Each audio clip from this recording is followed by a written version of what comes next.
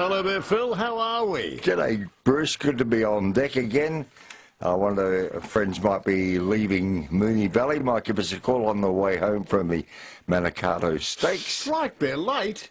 Oh, no, What have they done? No, it's probably still going on there under lights. Oh, hardly. What are you having? No, a rissole about 9:30? No, it's a nighttime meeting, of course. Oh, is it? And tomorrow the Cox Plate as well. Beautiful. Well, the weather Cox for that. Plate tomorrow at Moonee Valley. Glenn Boss has won 3 Cox Plates, as you would have known. Mm-hmm. We were doing some research on this today, as you were aware.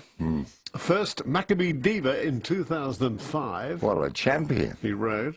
So You Think, another. Yeah. And these were all the Cox Plate wins.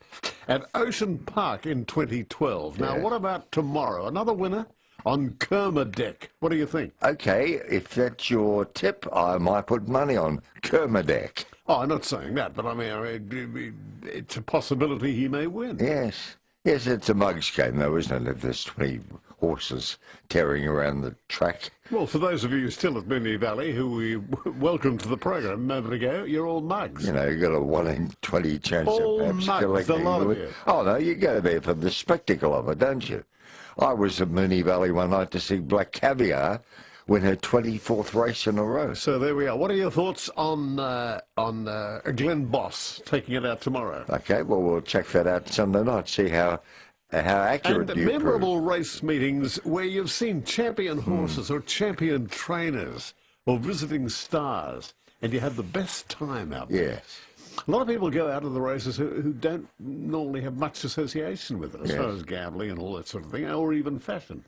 But they have the best time of their lives. The Melbourne Cup Days, some stay in the birdcage all day. Well, they do, and have a great time. Yeah, maybe look up at the screen occasionally, but they go for the social aspect. So you say, oh, did you go to the track? No. Oh, no. No, we stayed in the Emirates Pavilion. Yes, we stayed with Peter Jansen in his tent. Yes, exactly. Well, I'm telling you, Black Caviar's 24th win, and she had 25 in a row.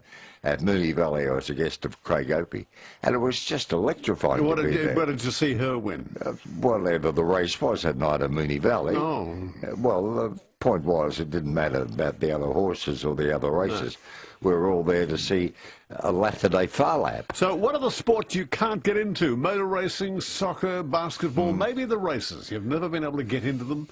You've known people who are absolutely besotted with them. Yes. But sport that you just can't follow. I've been to a couple of Melbourne Cups and enjoyed them very much, but if I never went to another race meeting, I wouldn't miss it. Did you ever go to the Greyhounds at Olympic Park? Did that appeal to you? Yes, occasionally. Or I used to like the trots. That was very colourful, wasn't it? Harness racing. I've got to say that the Greyhounds were very much in raising of money for charities. For Urella? For Urella and that type of thing. And those races were all over in 10 seconds, weren't they? Oh, the Greyhound? Yeah. Oh, striking. Once the lure was released, that was it. Yeah, blink or you miss it. Tell you who used to go there, frequent the track, when he was making on the beach. Fred Astaire would always go there on a Monday night for greyhound racing in Olympic Park. Very lonely, wouldn't it, for Fred Astaire to be standing there in Olympic Park watching the Greyhounds? Perhaps he liked the gambling aspect. Can't you think of anything more depressing? Oh, well, that was his bag.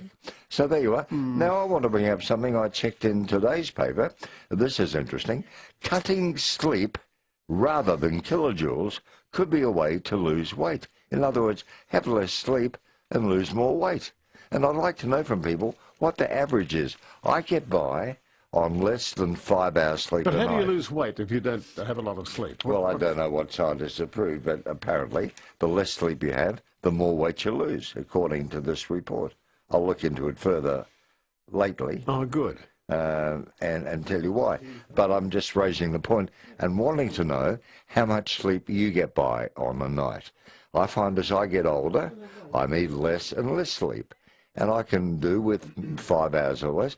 Darren Hinch, I think, used to sleep about 2 hours a night. And so did Mary Hardy, if you recall. So did Winston Churchill, about 4 hours. Yes, and then he'd have a cat nap in the afternoon or whatever in the war cabinet room. But I'd like to know, you know, what's your average and how much do you need? And are you nervy next day if you don't get enough sleep? But apparently have less sleep and you'll lose some weight. I never put on an ounce. Look at me.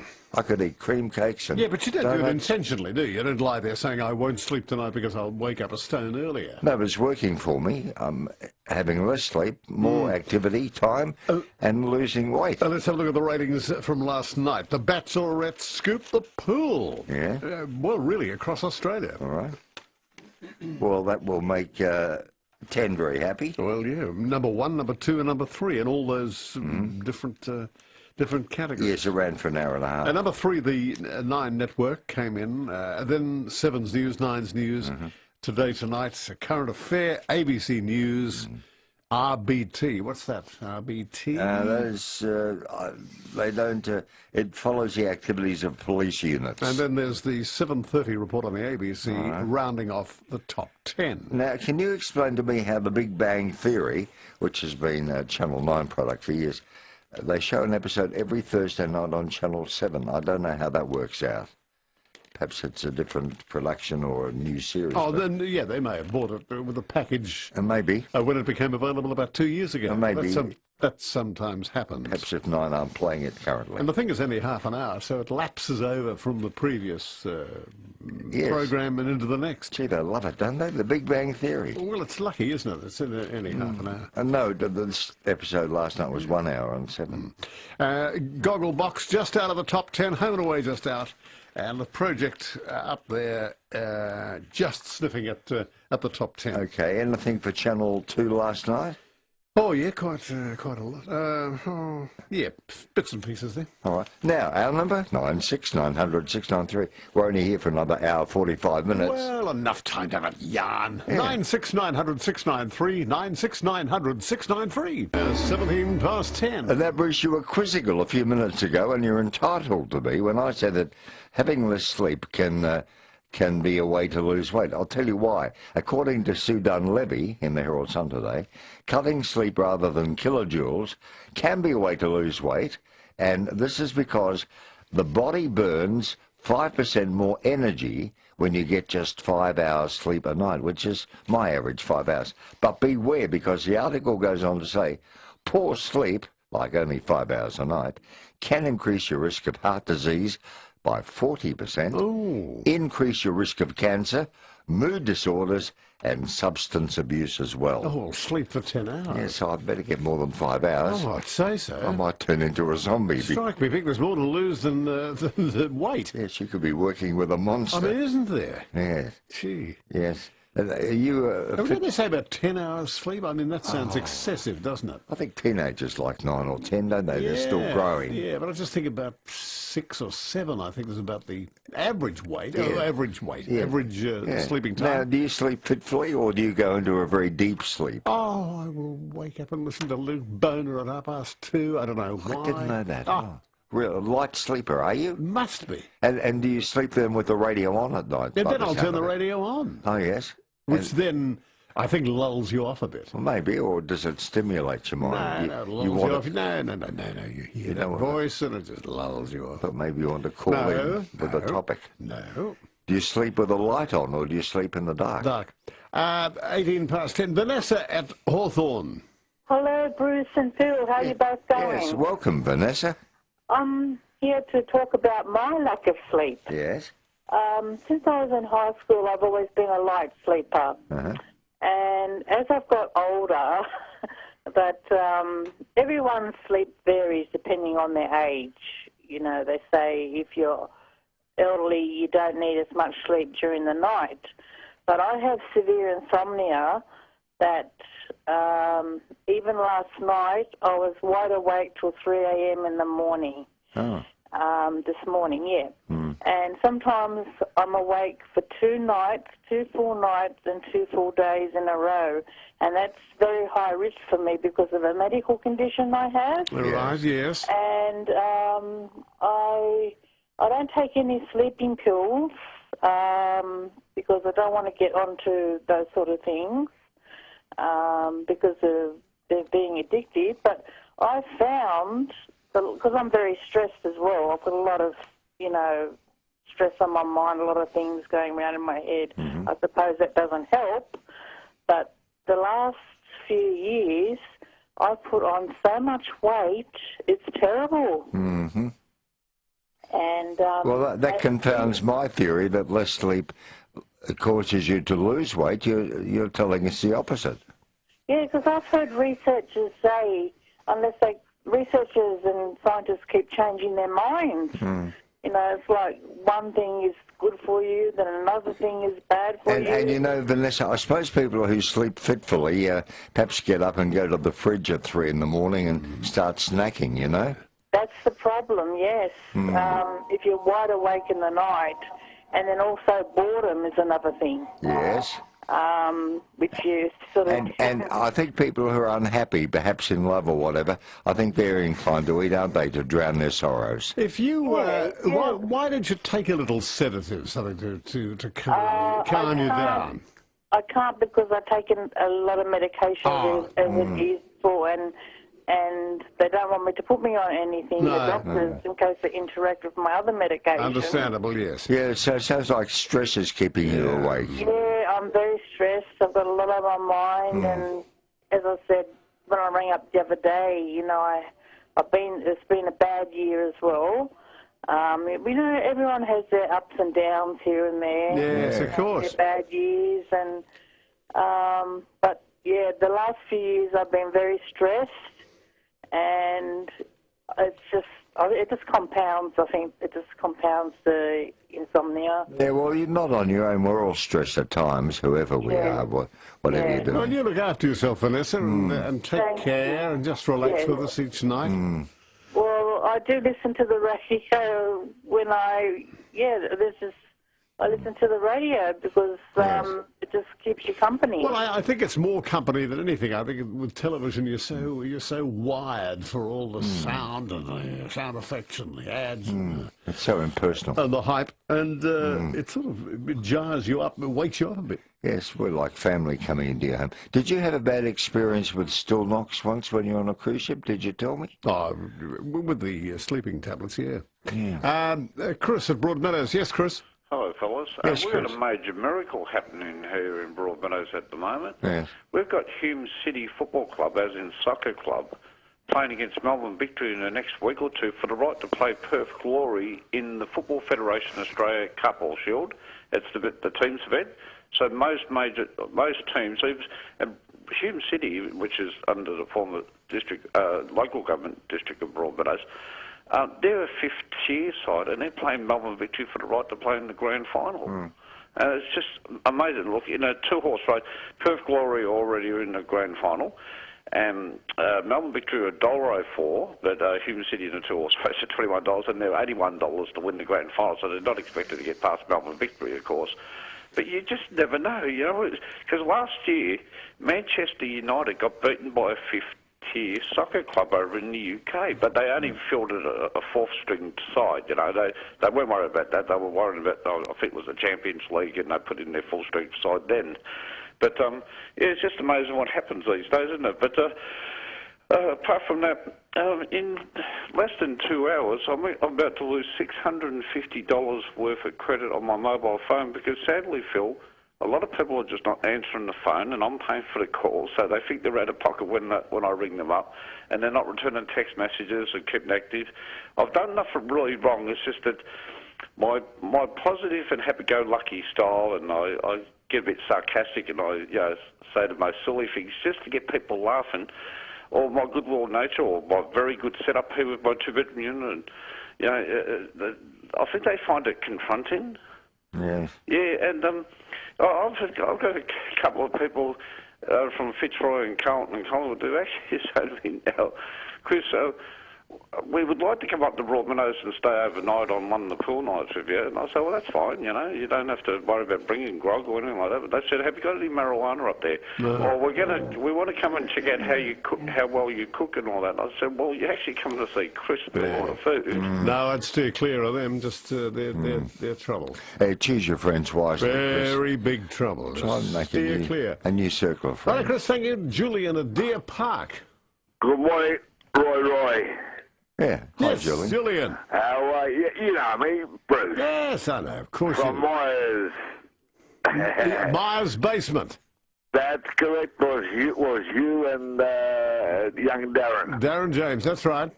Yeah, I didn't forget that. Did you like that wine? Yes. We closed the basement, and Julian was there with a bottle of grappa. Yes, you were, Julian. Yes. Even you, I want to call you Uncle Roy and Uncle Phil. All right. But Phil knows what I'm talking about. Hey, can I ask you a little question? Yeah. You know, you asked for my telephone number last time when I was talking to you. Yeah. Well, I've got it in front of me. If anybody's got a young puppy, a young girl told me not to talk about it. Right, so I want to cheat a little bit. Yeah, you want a Chihuahua, don't you? What we'll do is take you off air. You're wanting a Chihuahua, but we won't broadcast your phone number because you're going to be inundated with that all week. Yeah. So I'll put you back to Bianca. She will take it from there and look after you splendidly off air. Now, I want to say something, and because I've paid my bills, I'm free to say this, I've had the most wonderful experience. I think, you know, I've had my car maybe 12, 13 years and sideswiped it a few times on fences, and there's a bit of panel damage after all this time. So I decided, and my insurance paid part of the cost. I took it, and I'll tell you why. I took it to Surrey Panel Care in Canterbury Road, Surrey Hills, and Mark and Michelle took care of me. I took the car in on Monday afternoon, and I had to pick up a rent-a-car at my own expense. They told me, oh, your car won't be ready till Wednesday of next week. So they said, you'll be without it in about 10 days. Well, thanks to Surrey Panel Care in Canterbury Road, they rang me today to say your car's ready already after 4 days instead of 10 days. So I thank you guys for rushing through the job. I don't think they did it to impress me, but I was very pleased to get the car back so soon. And yet, I also want to tell you that I rented a car from Atlas Car Rentals, which was a Yaris. Ever driven a Toyota Yaris? No. It's only a small car. It's the nicest little car I've ever driven. I'm thinking of getting rid of mine and buying a Yaris. That'd be quite a bit of expense, the old... getting the dents out? Yes, it was, yes. But, car? yeah, RSEB insurance paid part of it. Oh.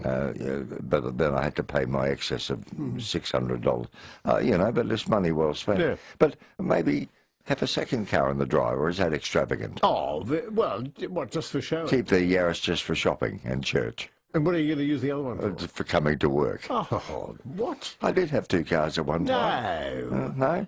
Oh, unless you're going to use it for Keep the Yaris for taking Oro for walks. for security. And for Oro, perhaps.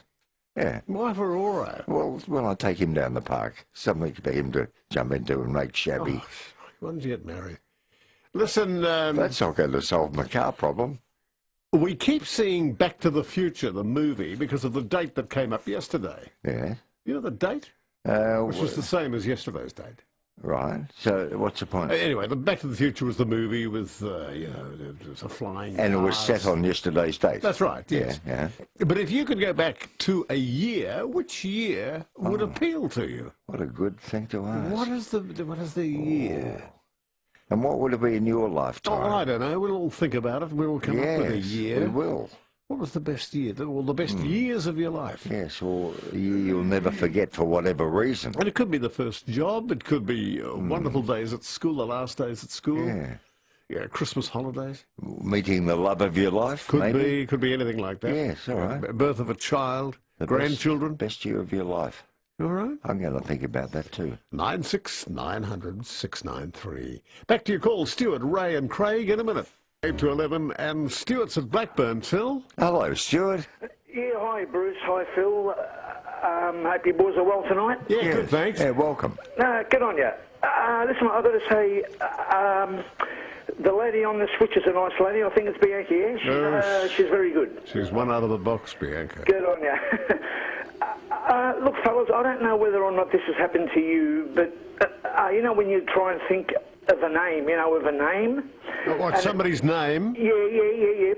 And it just won't come to you, you know. Yeah. And no matter how hard you think of it, it won't come. Okay, now, I'll give you an example. I'm trying to think of a gentleman, you know, that worked at the Weather Bureau. Yeah. Quite a few years back now, and he used to love his records, and I think his first name was Ian. Bruce and Phil, yeah, you might recall his name, you know, but... yeah, well, I think he's retired. We used to speak to Ian Russell. Did he love his records, though? That's him. Mm-hmm. Well, we don't know. He loved records. He never mentioned music to us. Ian. I think he did, yeah. Well, the only Ian we spoke to and now retired was Ian Russell, who enjoyed a game of golf. Oh, okay. Why do you ask? Oh, no particular reason. So, you know, I was just sort of thinking of, you know, of the Weather Bureau, you know, and the people that work there, you know, and that. And, Yes. you know, I was... you know, it's nothing strange, you know, but I was just sort of trying to think of the guy's name, that was all, you know. Yeah, well, I hope we've helped you there, Stuart. You have. Thanks, boys. Okay. All right, Stuart, thank you very much. I'm trying to think of somebody who had records. No one's ever talked There was music. a bloke at Channel 9. He used to do the weather, Yes. and he worked at the ABC. What was his name? Kevin Arnett. Kevin Arnett. Yes. You wouldn't confuse that, would you? I don't think so, no. No, I think we've hit the nail on the head with Ian Russell. I don't know. That was Stuart, wasn't Yes. it? Who's there now? Ray Mulgrave. Hello, Ray. You still there? Yes, I'm still there, Phil and Bruce. How are G'day. you? Hello, Ray. Earlier on, you talking about sleeping. Yeah. Yes. Well, I've got a few friends. They've got a bit of a problem sleeping, especially my cousin. He barely sleeps 3 hours a night, and then he has to work the next day, and it really gets him down. Yes, big time. it would. Well, 10 years ago, I've retired, and ever since, if I sleep 8 hours, I get up moody. If I get on to 9 hours, well, that's not bad. If I get 10 hours sleep, well, I'm on top of the world. So what's that tell you? Yeah, what Well, does that tell you? that says you're getting enough sleep. Yeah. It's doing you good, and you're feeling tremendous during the day. Well, like I said, 8 hours non-stop, I feel moody. 9, it's not bad, but then, like I said, you know, I'm on top of the world. So I don't know what it is, but I'm 72 years of age, and Oh, you sound all right. I thoroughly. Well, now, I mentioned Bruce knew her well too. Mary Hardy, the comedian. Yeah. Conversely, she didn't ever sleep at all, and it was not unusual for her to ring you at 3 or 4, 5 in the morning out for a chat. She just never slept, and she was, because of that, a bundle of nerves and very highly strung and very tense and moody. Yeah, but can you explain to me, Margaret Thatcher used to sleep barely 4 hours. That's right. Exactly. I mean, exactly. and she was a prime minister. Can you imagine that? Yes. I think those people who do that, they sneak cat naps in during the day, don't you? Yeah, probably. But like I said, I'm blessed, you know. I mean, like I said, 8 hours is not enough for me. 9's not bad. 10, I'm on top of the world. Yeah, that's good. That's good. Good on you. All right. Thank you very much indeed, Ray.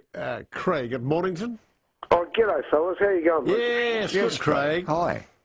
3 quick. For the caller before the last one, would it be Ian Henderson? Was he one of the weather presenters on the? No, I don't believe so. The man who fronts the ABC News. No, I don't believe that. All right. Okay. Now, Thanks for your help, though. that's all right. 3 quick things, if I may say. First of all, the other night, Phil, when you spoke about strange encounters. Yes. As I rang you guys tonight to talk about my next 2 subjects, I thought, I haven't heard Simon or Doug on the sidelines. I bet you'd be Bianca. And the girl answers and goes, yes, hello, Bruce and Phil, want us to talk to the boys or whatever. I thought, I'll be buggered, you know, so I anticipated. I believe we have a sixth sense we've fallen out of tune with modern technology. Yes, I'm sure you're right. Yeah.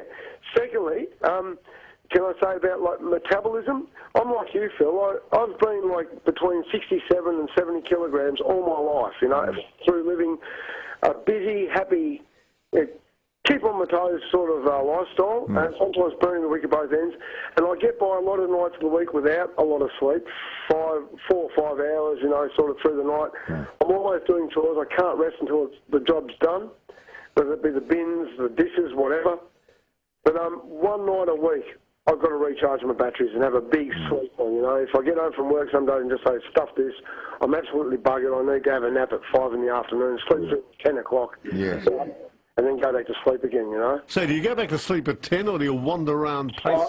Burn off a couple of hours, Bruce, you know, sort of being re-awake, and then like 1 in the morning sort of thing, after even listening to you chats for a while and going into the next show and all that, and just tinkering around, playing with the train set out here in the shed, and I'll say, no, now I feel buggered again, and I'll go back into another good sleep. But, you know, you work it how you go, but I've learnt to read. I'm 52 as of last week, and I've learnt to read your body, and my dad always said to me, he's still alive, and he said to me once, he goes, if you're hungry, eat, and if you're tired, sleep. Yeah, a lot in that, that's true. Very good advice. That's it, gents. Yeah, good on you, mate. Well, you've found the perfect balance there, Craig. That's good. Yes. I often wonder, and I've never done midnight to dawn shift. Have you? Only as a one-off occasionally.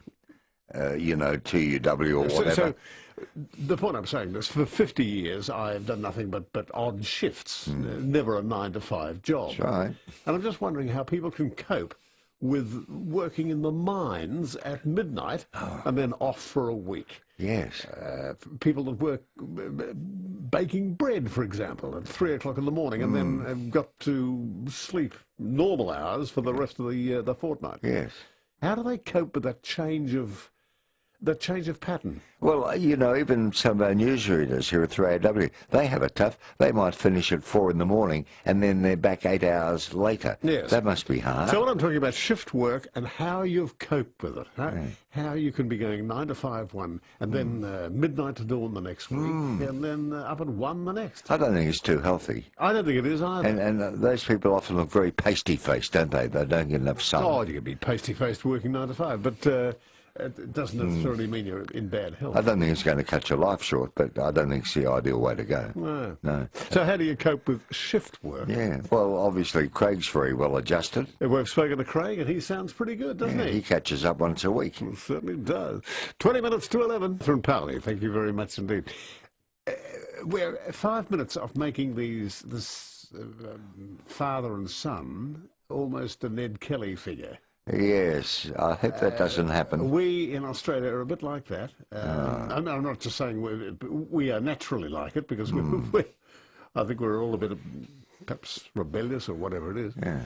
But you've got to be a bit careful, don't you? Yes, I had dinner with someone tonight who said, I kind of sort of hope they get away. And I thought, gee, that's the wrong attitude. I hope the media isn't to blame for this. But it's becoming a serial. And where are they now? Yeah. Where are they now?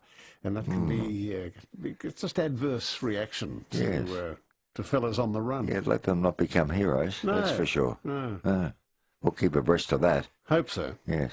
All right, let's move on now, Phil, to Joy at Dramana. Hello. Hi, fellas. How you going? Hello again, Joy. It's nice to speak to you. I don't ring up as much as I used to, but I thought I've got some lovely news. Oh, good. Yes, it's nice for a change, isn't it? I do belong I'm one of those people that donate to the guide dogs. Yes. And we got invitations in the mail to go down to the Rosebud RSL yesterday afternoon. There would been, I reckon, 100 people there, and 2 young men who were blind and told their stories with their puppies. Oh, it was beautiful. How beautiful. It brought tears to my eyes, I can tell you. Yes, it would. It really did. But it was a lovely afternoon. They had speakers, and then they had a nice little afternoon tea. And what a privilege to get a letter from them to be able to go and sit in the afternoon and listen to them. Oh, what a privilege to have you in the audience, though, Joy. Oh, I love my dog, and I love all animals. Where was it, Joy? At the Rosebud RSL. Oh, we've been down there, haven't we, Yes. for Christmas functions? We love have it. you? Yes, several times. Yes. I hadn't been in there before. It's lovely with that.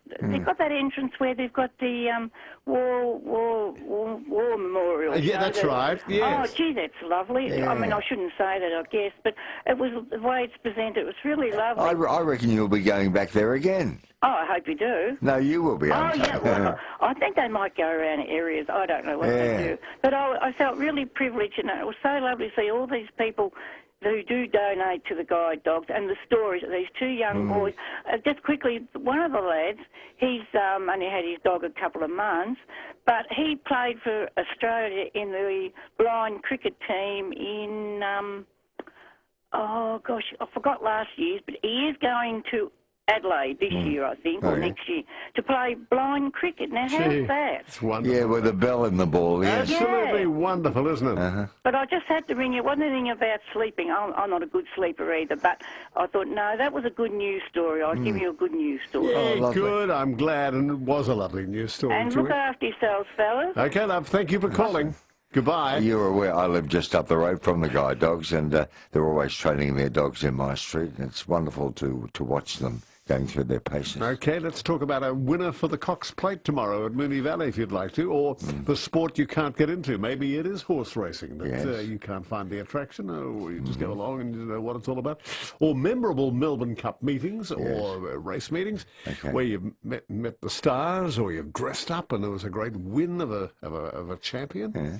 And something you brought up earlier, a new topic, the best year of your life, and why. That's right. 96900 693, we're only here for another hour. And what's the appeal of The Bachelorette? It won everything, hands down, last night. It must have been the final. What's the appeal? Yeah. Do you put yourself in her place, or do you look at her and think, oh, I wouldn't have said that if I were you? Well, what are we, with armchair critics? Have you caught it, Bruce? No. 96900 693, Melbourne's own 3AW. Don at Wyndham. Hello, Don. G'day, Don. Good evening, gentlemen. How are you? Good, Don. I was in the fire service in Melbourne, and at the start I worked 8-hour shifts. We worked 2 days, 2 nights, 2 afternoons and 2 nights. 8 in the morning till 3, 3 till 11, 11 till 7. 7 it was, yeah. Then I went in, when I became an officer, 24 on and 48 off. Yeah. And then we went on to 10 14s, which were 2 10-hour days and 2 14-hour nights, and then 4 days off. And then finally I went on to from 7 to 5, 4 days a week. How did you adjust, Don? Oh, it took me a long time when I retired. Oh, yes. You didn't know whether you're Arthur or Martha. No. No, we're used to it. But you know, it wouldn't be every day you were called out to a fire. No, but you'd be tossing and turning all night. One of my 24-hour shifts at Carlton, when I was at Carlton, we had 26 fire calls for the 24 hours. Right, pink. Wow. We didn't know what we were doing. Yes. So, it was, but it was a good life. It was a good life. Yeah, sometimes these truck drivers seem to go through the night for 14 or 16 hours. That's very dangerous behind the wheel, isn't it? They're on yippies, though. Oh, maybe so. Oh, well, we don't know. Maybe so. They're not allowed to drive that long because they're over with their logbooks and that. Yes. And we never knew what we were going to get dished up, Of course. I spent 6 years cutting people out of motorcar accidents. Oh, gee, Don, how that didn't have an effect on you. No, I can still remember a lot of them. I was lucky I never struck a child. Oh, that'd be too much. How traumatising. Oh, that'd be shocking. All right, Don, thanks for sharing shift work with us. Good story, that shift work story. Yeah. Now, you tell me tomorrow's going to be a gorgeous day. If you're not going to the Cox Plate, the Salvos are having a fete in Doncaster East. There'll be an animal farm, car boot stalls, fabulous food, jumping castle, live music, fantastic face painting, children's crafts and activities, a mega market of new and pre-loved goods, and this will be happening tomorrow from 9:30 in the morning till 2:30 in the afternoon. Thank God for the Salvos. Their fate is at 37 Taunton Street, Doncaster East. Reg, good evening, Reg. Yeah, g'day. I used to work night shift doing 12 hours a night, and I remember I used to listen to you when you first came onto the air. Yes. And now I'm retired, I can't sleep at night. I wake up every hour, every 2 hours. I thought you were going to say, I can't stand you. And then, but the best sleep I get is when I wake up, and then I go to bed about 9 or 10, and I sleep through till about 3. Okay. Oh, you've got a very, very good routine. But then if you wake up at 3 in the morning, what are you going to do, Bruce? Everyone else is asleep. Read a Donald Duck. Or are you going to play a CD? Good on you, Reg. Thank you for your call. It's good that you've adjusted. Yeah, well, I guess he has if he's waking up at 3. Hello again. This is John Doremus with the Passing Parade, the story of a painter who was accused by the critics as a murderer of art, and later acclaimed by them as a master. His name was Eugène Delacroix. One of the great revolutionary figures of painting, he discarded the classical tradition and founded the Romantic school that heralded the triumphs of the Impressionists. I'll be back with his story after this message. Win, win, win with Winner-Check, Cole's $1,000 game. Ferdinand Victor Eugène Delacroix was born in Paris on April 26, 1798. His father, a staunch Republican, was ruined when the French monarchy was restored following Napoleon's defeat at Waterloo. As a boy, Delacroix displayed a precocious genius for painting, but traditional works bored him, and he determined to evolve a new style of his own. In 1822, he exhibited his first large painting, Dante and Virgil, at the Paris Salon. Critics called it barbarous hash, and the public viewed it with bursts of raucous laughter. This set a pattern, and Delacroix's subsequent works were similarly scorned. His Massacre of Chios, today one of the treasures of the Louvre, was called the work of a drunken savage. Delacroix was unable to earn a living from his revolutionary canvases, and he spent some years painting scenes from Shakespeare, Byron, and Goethe, selling them as illustrations for a few francs each. In 1830 came the great convulsions that transformed French art and politics and set the rebel Delacroix on the high road to fame. King Charles X was replaced on the throne by the citizen king, Louis Philippe.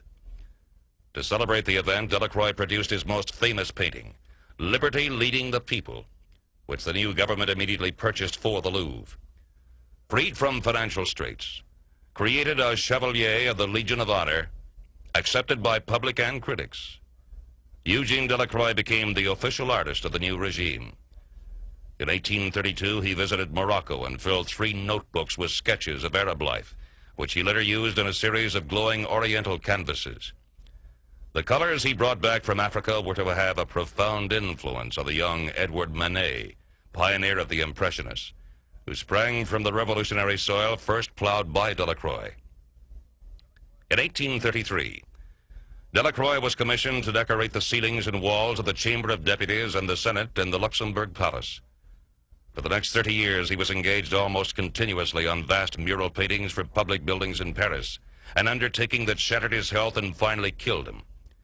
He decorated the walls of the Church of Saint-Sulpice. In between times, he poured out scores of smaller easel paintings. With his mounting wealth, he bought a lavish villa at Champrosay, just outside Paris. Neither riches nor social acclaim induced him to slacken the feverish, body-destroying energy with which he worked. On August 13, 1863, Eugène Delacroix died. In his will, he directed that he be buried in the Paris cemetery of Père-Lachaise, on the heights in a place a little apart. The words typified the position carved for himself by the great romantic rebel in art.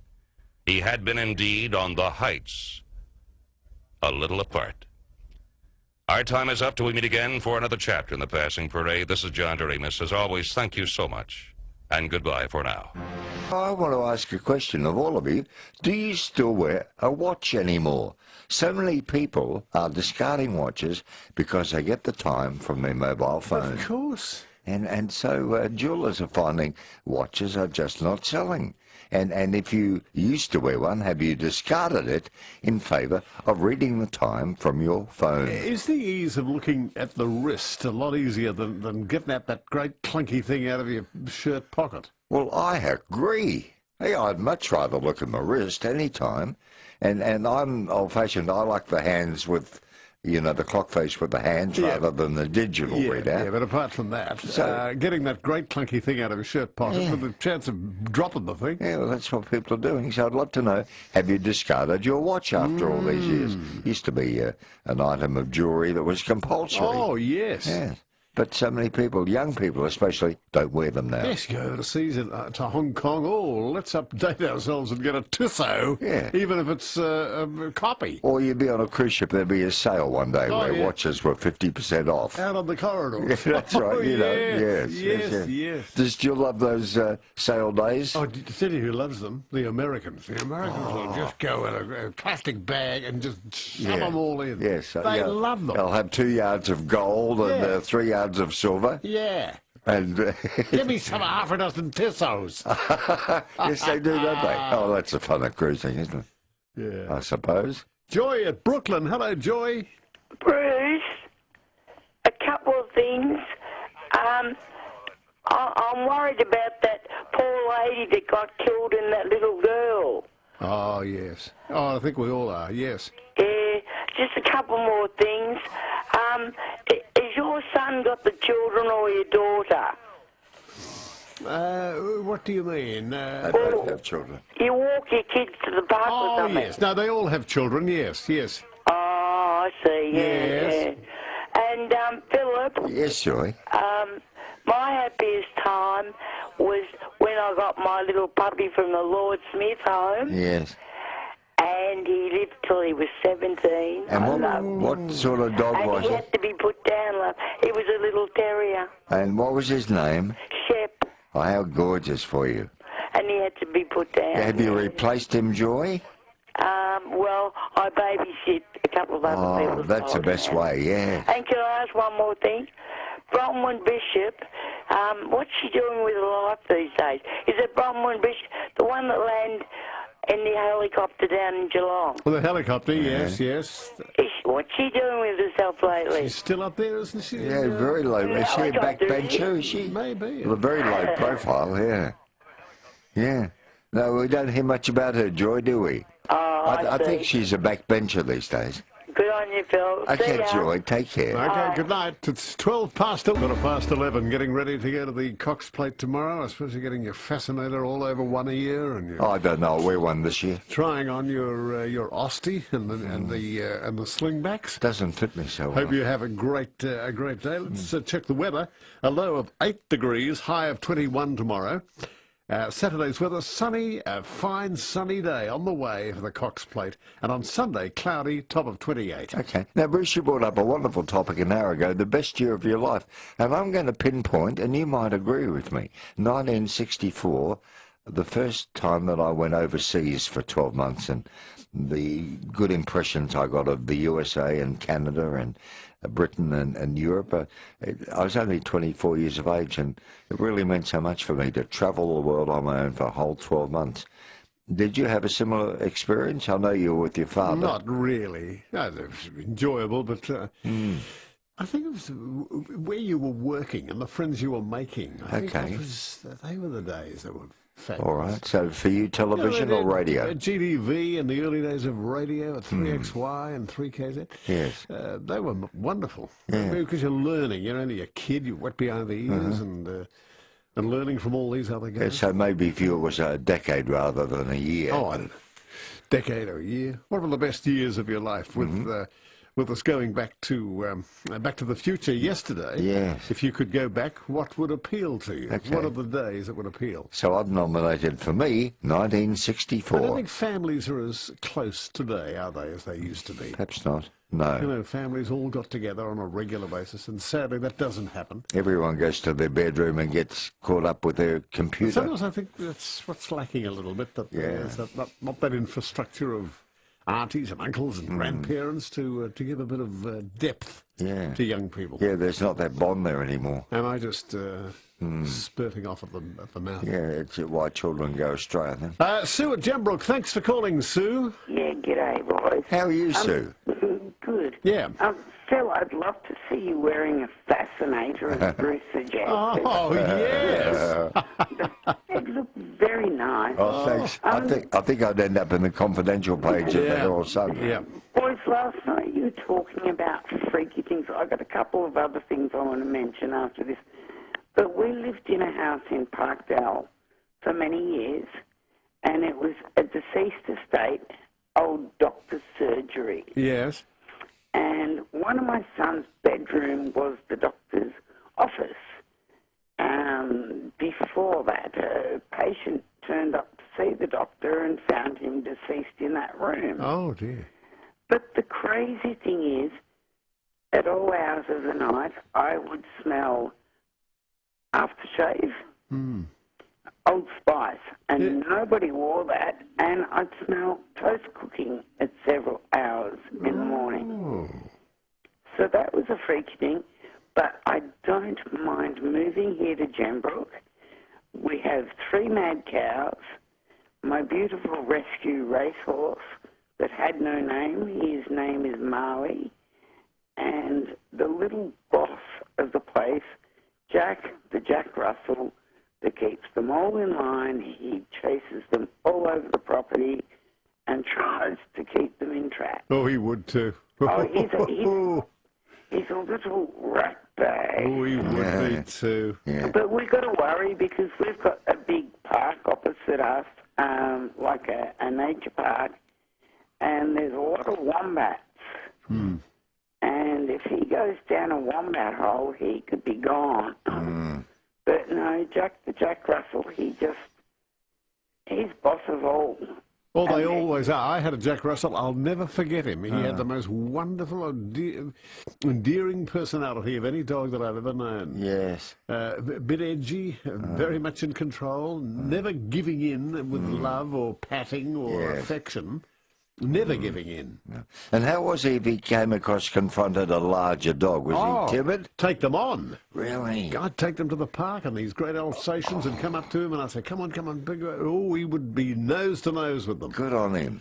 Oh, he was like a little soldier. Yeah, so he had a spirit all of his own. Oh, yes, lovely. But it could be easily heartbroken with, you know, tougher dogs, etc. Oh, yeah, exactly. Thank you, Sue. Karen and Baldwin, good evening. Good evening, Bruce and Philip. Yeah, welcome to the Friday Nightline. Thank you very much. Now, your topic on watches. Well, Philip, I still wear a watch. Yes. I love wearing a watch. I'd sort of feel undressed if I walked out of the house and, you know, not having the watch on, because I'm always used to having it on my wrist. That's right. Yeah, as much as I've, you know, I have got the mobile phone, but it's not the same, and it's also a dress piece. You know, you go out shopping. Or yes. You've got more than one, of course. You've got the really good one, and then you have, you know, one that's just an accessory and blends with all your, you know, like your casual garments and a different band. I don't know. I couldn't live without a watch, to be quite honest. Yeah, I feel the same way. I'm a bit old-fashioned, maybe. Yeah, it's not being old-fashioned. I think it's a bit of class. I think it is too. I really do too. Put on a watch, and best years. I guess. Look, we might have had a few in your lifetime, but I think the one that stands out for me mostly is when I had my very first child, you know, in 1977. I think that was probably like the happiest year in a long time because it was exciting, and the milestones that year of, you know, her starting to crawl. And yes, they're wonderful. It's nothing like your first. No, that's so true. You have any grandchildren? No grandchildren. Well, wait till they come along. There's another great, exciting chapter. Hopefully you'll be blessed with them. Yes, there you go. That's right. Let's organise Karen for a day at the Pancake Parlour, Phil. You're going to love this. It's a $50 voucher, Karen. And, of course, some pancake parlours are open 24 hours a day. You're in Baldwin. Your closest would be Doncaster. Yes, that would be. There's also one in Malvern East and at High Point. They're all open 24 hours a day. Pancake parlour, lovely. Thank you very much, gentlemen. Please hold the line. Bianca will be with you and will award you that lovely prize, thanks to the Pancake Parlour. Now, you might have the answer to this. Is there more joy from your grandchildren than from your children originally, would you say? Or is it an equal love? No, it's a different love. Different love. I think from your own children, it's such a mind-blowing experience to say that is my son or daughter, and all the responsibility that goes with all the job of bringing them up and making sure they've got this and that and working hard to give them a roof over their head. Grandchildren are a lot easier. It's just pure love. Yes. It's just pure, I'll pick them up, I'll take them for a walk, I'll look after them, I'll take them for holidays. It's just there's all care, no responsibility in that sense. And let me ask you this: you might know the answer, but having 8 grandchildren, can you love them equally, or do you find you love some more than others? You have to have equal love, and you have to pinpoint really why you love them. Okay. Whether they're the eldest or the youngest or the sweetest or the kindest, there's got to be something in that personality that really is outstanding, and That's what I build on. I could be wrong, but I tend to look for the best in them. Oh, that's lovely. It's nice. Who's next? Marilyn there, at West Brunswick. Hi, Marilyn. Hi, Bruce and Phil. You know what I miss when I go into hospital? Tell us. The lady nurses in hospital wearing a watch hanging on the breast part there of their uniform. I love that. Yeah, and they feel your pulse and they go by the watch on the uniform. My word, they do. Yeah, so I just thought I'd bring up and, put that in. Yes. And years ago, men used to wear what were called fob watches or pocket watches, and they were great big timepieces that would hang on a gold chain in your fob pocket, in your coat pocket or your breast pocket. Yeah. You know, and men would wear three-piece suits, the waistcoat. Yeah. You remember those, Marilyn? Yes, I do. I had an older gentleman. He was like a father to me. He had one, and he left it to me when he passed away. Oh, lovely. Time sake, keepsake. Did you have an auntie with a grandfather clock? I had a great aunt, and her sister did, Trifina. Yeah, I'll bet. Yeah. Chiming the hours every time you went over to stay with them? Yeah, and it went ding. Yeah. Ding at the right time. That's it, yes. And keep you awake during the night. Yeah, or a cuckoo clock. Yeah, they can, for sure. All right, Marilyn. All right. Okay, love. Thank you for calling. Goodbye. 25 past. Looking at the weather for tomorrow, that's the Cox Plate at Moonee Valley. A low of 8 degrees, a cold morning on the way, a top of 21. That's the high, and a sunny day forecast for Saturday, with a cloudy Sunday on the way for 28 degrees. Sounds good to me. Hello, Maureen at Noble Park. Hello? Yes, Maureen. Oh, hello. I'd like to... hello, Bruce and Philip. I would like to tell you about my watch. My watch is a talking watch, and it's very invaluable for people who are vision impaired and blind. Yes, it would be.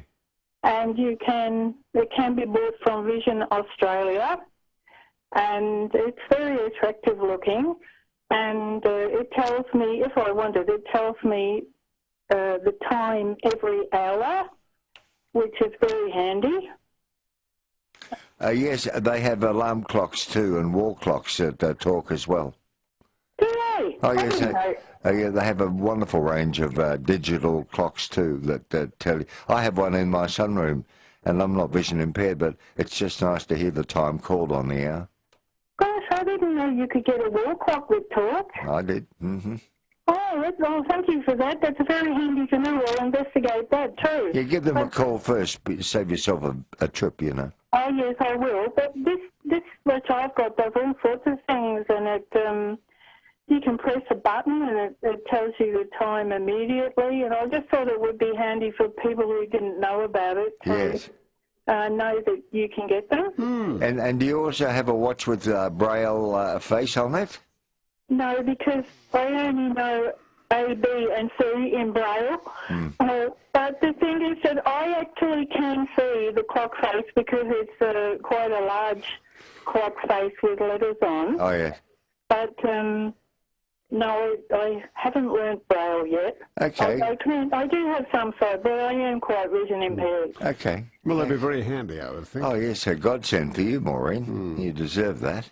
Thank you, Maureen. Denise down on the Surf Coast. Hello, Denise.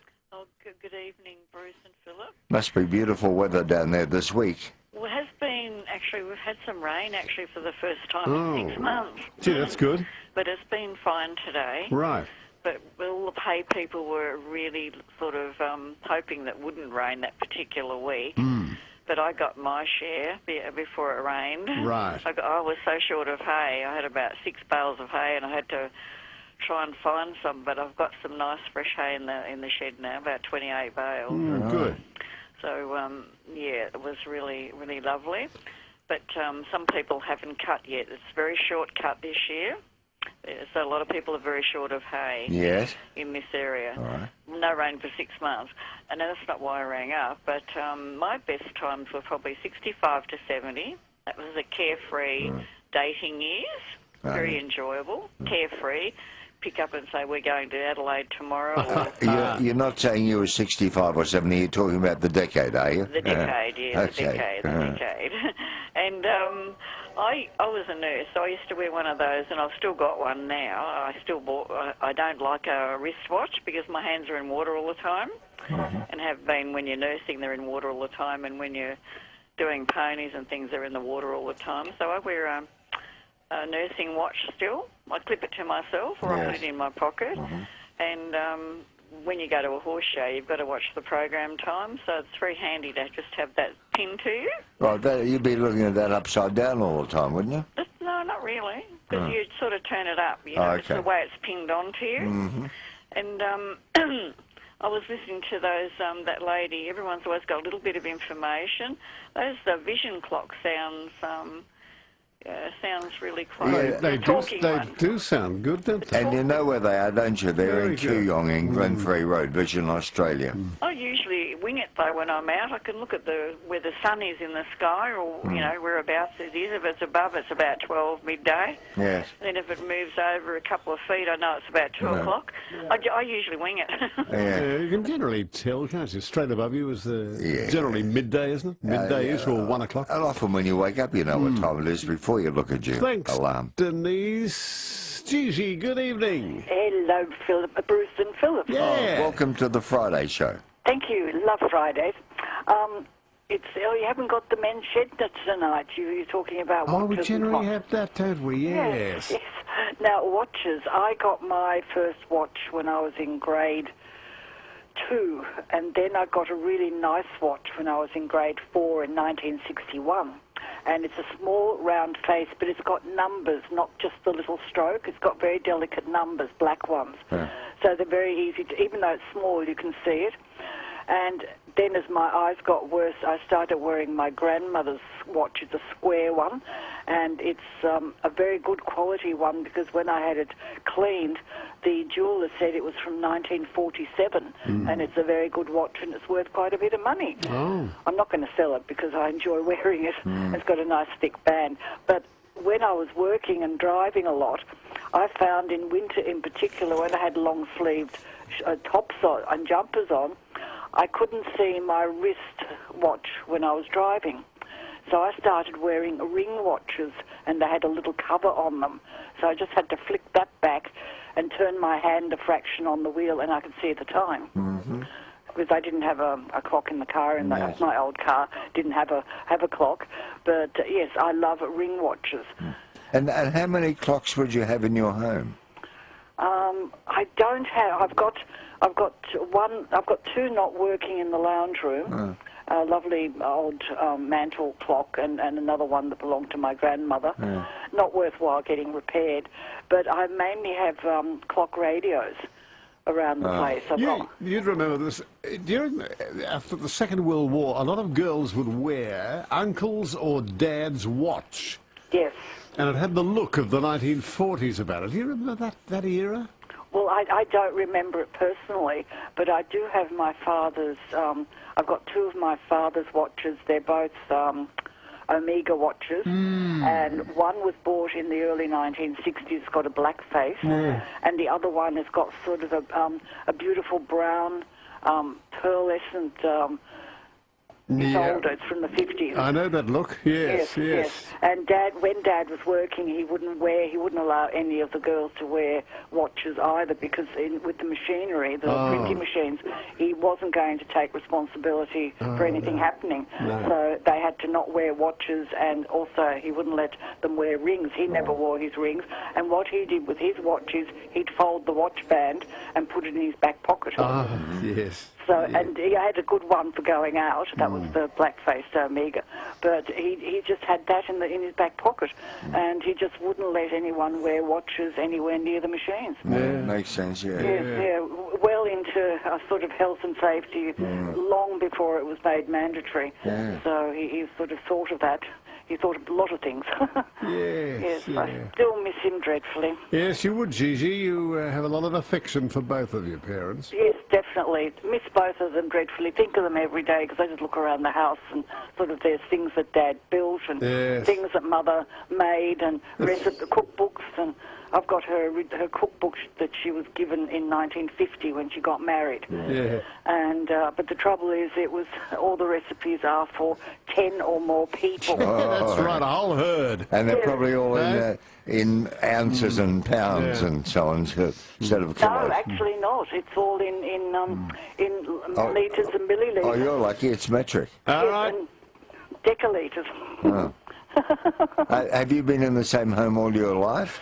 No, I moved here when I was 10. Oh. All right, Gigi. Lovely memories of Mum and Dad. Thank you very much. Yes, what's planned for your weekend, Bruce? Oh, listen, Sunday night we're here on Remember When for an interesting topic. Oh, yes, we'll save that till Sunday. That'll be a surprise.